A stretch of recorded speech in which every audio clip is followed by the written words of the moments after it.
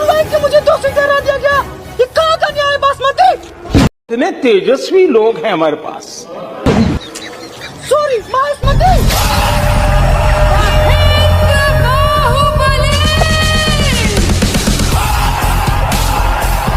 वास्तव में क्या हुआ था सेतुपति? दारू का दुकान दारू पीने वाला से भरा हुआ था। तभी आपके आने का समय हो गया था। तो मैंने देवसेना से कहा मेन गेट की जगह